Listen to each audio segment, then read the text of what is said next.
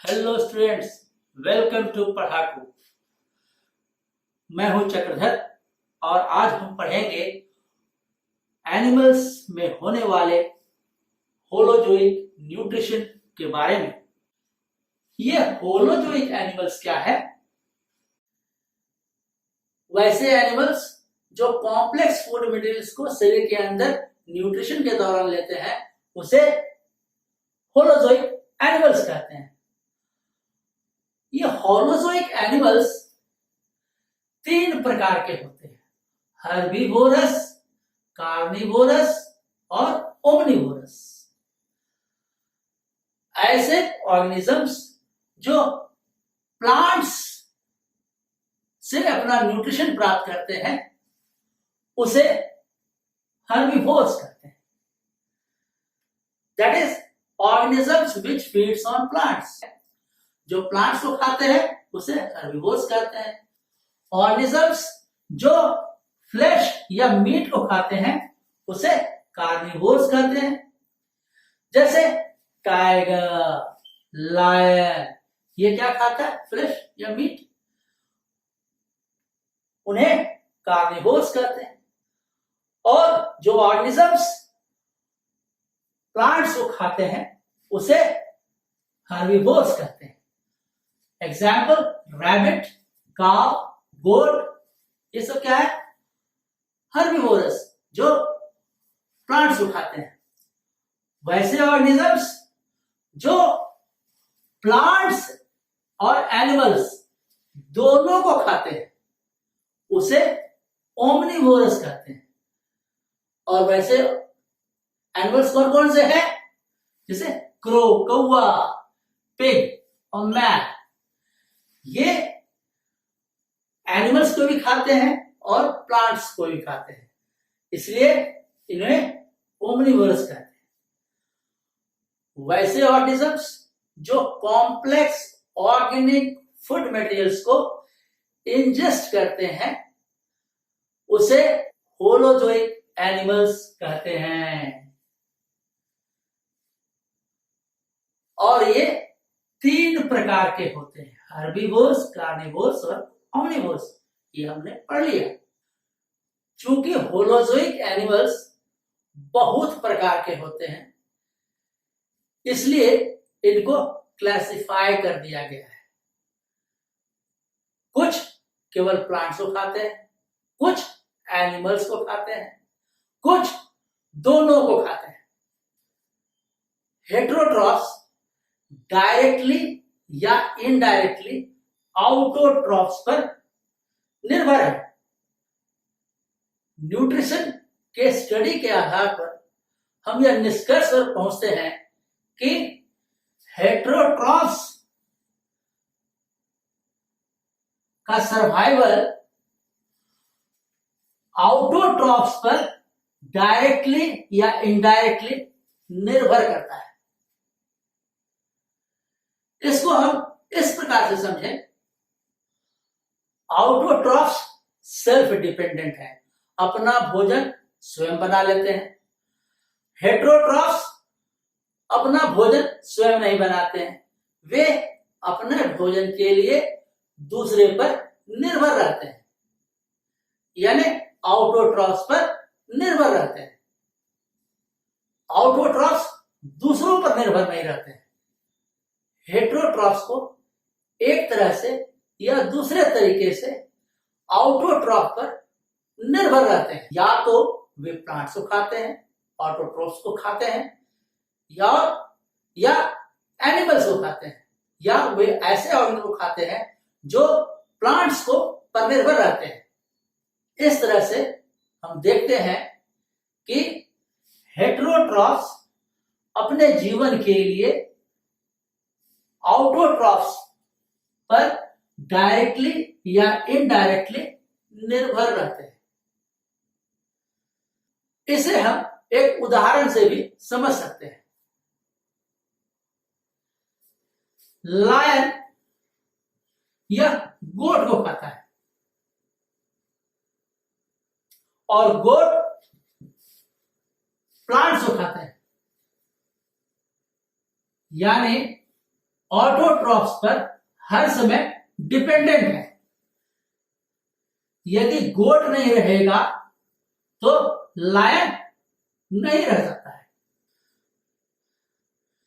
Lion directly या indirectly plants पर, autotrophs पर निर्भर है।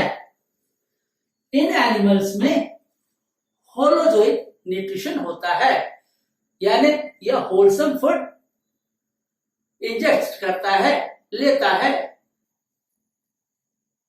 हमने जान लिया है कि होलोजोइक एनिमल्स किस किस प्रकार के फूड लेते हैं।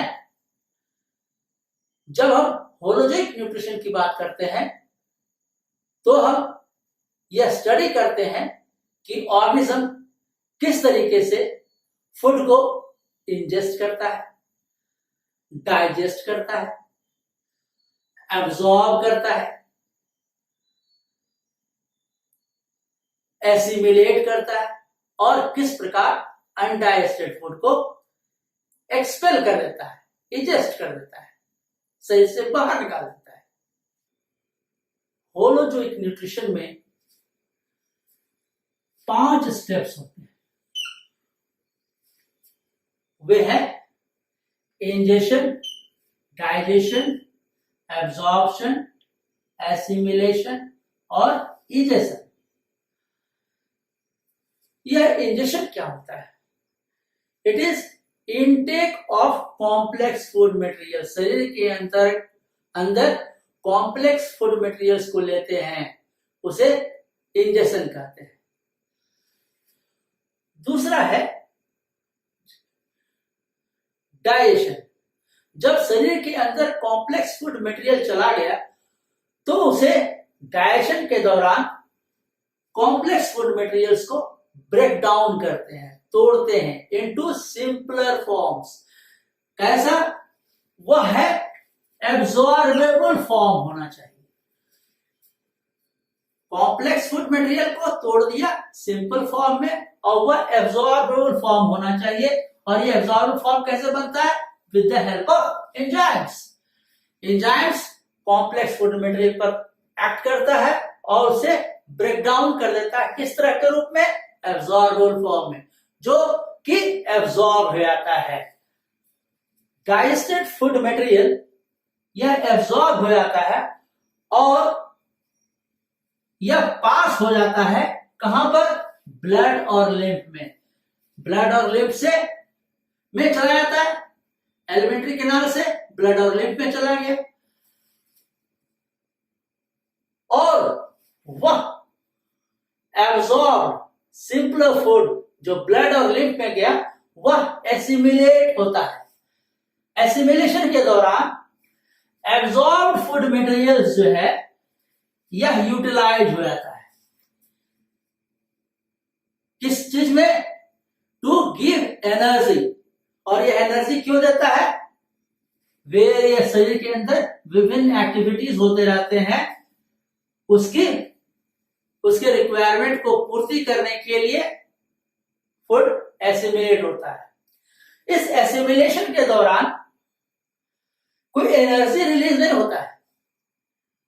यह शरीर के अंदर एसिमिलेशन के दौरान डाइजेस्टेड फूड मटेरियल्स एब्जॉर्ब करके शरीर के अंदर आता है। उसे शरीर के एनर्जी रिक्वायरमेंट्स के अनुरूप उसका उपयोग किया जाता है।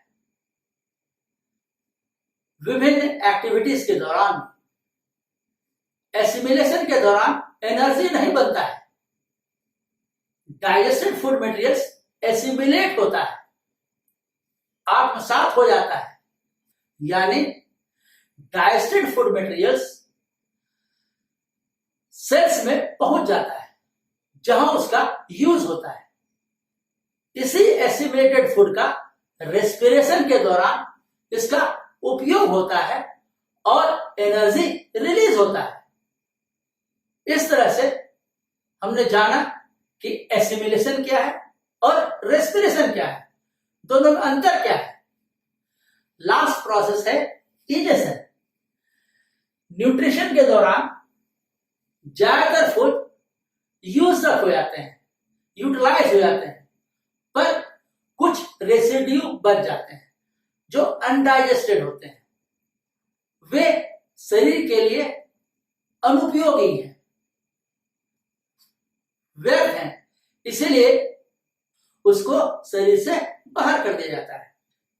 इस तरह removal of undigested food from the body is called egestion. शरीर से अनपचे पदार्थ को बाहर निकालने की प्रक्रिया को इजेशन कहते हैं। देखो, इंजेशन और इजेशन यह दोनों एक ही जैसा लगता है, कंफ्यूज मत करना। इंजेशन है शरीर के अंदर कॉम्प्लेक्स फूड मटेरियल को लेना, इसे इंजेशन कहते हैं। शरीर से अनपचे पदार्थ को बाहर निकालने की प्रक्रिया को इजेशन कहते हैं। समझ गए? ये आता है differentiate between ingestion and egestion. इस तरह से इंजेशन, डाइजेशन, एब्जॉर्प्शन, एसिमिलेशन और इजेशन, ये सभी प्रक्रियाओं को मिलाकर होलोजोइक न्यूट्रिशन कहते हैं। इसी एसिमिलेटेड फूड का रेस्पिरेशन के दौरान इसका उपयोग होता है और एनर्जी रिलीज होता है। हमने जाना कि एसिमिलेशन क्या है और रेस्पिरेशन क्या है, दोनों में अंतर क्या है।